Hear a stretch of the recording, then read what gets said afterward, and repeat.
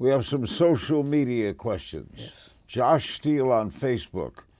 Do you ever plan on retiring from acting? And he adds, please don't. No. No, they're going to carry you out, right? Never even, they're going to have to rip me away from this. Jackson Badger on the Larry King Now blog asks, how did Tim Burton get you to be a big circus ringleader in 3 different movies? Batman, Big Fish, and Dumbo. He asked. What is he, typecast you? He's like got me in his back pocket. Anything he wants, I'll do. Even get annihilated by Martians in Mars Attacks. Alex Townsend on Facebook, will you ever direct another movie? I really love Matilda. Yeah, certainly. Going to do that. It's in the cards.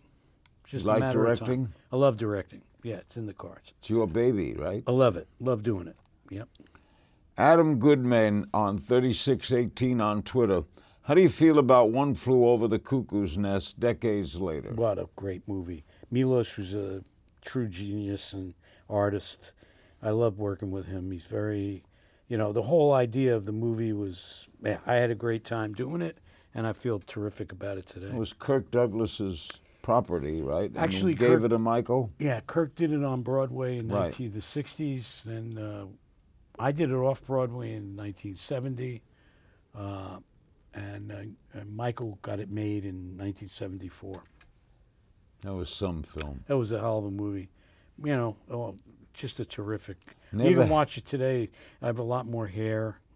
I was thinner. Never hated anyone more than that nurse. Oh, man, the big nurse was like a real biatch. Bobby Nelson on Facebook. You directed and starred in the classic dark comedy film The War of the Roses. Do you have any special memories or reflections from your work on that movie? Well, I'll tell you how I found that movie. Okay, Michael Leeson, who wrote it, good friend Warren of mine. Adler did the book. Warren Adler did the book. Michael and I worked on Taxi. He was a writer on Taxi, a very good writer. And we were working in his office. He was developing some other idea, prison movie that he wanted to do about prison reform. And we were beating ourselves, pitching the ideas and sitting every day we go to work, and I would bring rice cakes and dates and raisins and whatever and I said one day, let's get out of here, let's go down the block on Pico Boulevard. I'll buy you lunch and you drive. And we got in his car. It's an old Mercedes, and it was full of stuff. I mean, it had papers and everything all of it. And I don't like to have my feet not on the ground. And I was kicking something. I didn't know what it was. And I reached down and I grabbed it. I had a footprint on it. It was my footprint. And I looked at it and it said The War of the Roses. I said, didn't you guys make this movie already? And he said, no, we're just trying to get it made at Fox. And I said, you mind if I take it away for the weekend? So I took it away that weekend. I fell like head over heels in love with it. And I threw my hat in the ring, and then the rest was history. You like working with Douglas? Oh, yeah. Michael. Great? Yeah, oh, yeah. And I got Michael and Kathleen roped into that movie. I love killing them in the end. Oh. Oh, baby. I didn't mean to ruin it for you guys. The Chandelier, too, my God. The book was funny. Yeah, the book was funny, yeah. Marie Chantal Lacroix on Facebook. Which actor inspires you? Whose talent do you feel is extraordinary? Well, I mean, talent, like in Dumbo, I'm like talking about Tim Burton's talent is like extraordinary. He's an artist, a visual artist, and it's really a great thing to be in Dumbo with him directing. I mean, I respond. There were so many actors now who are doing great work.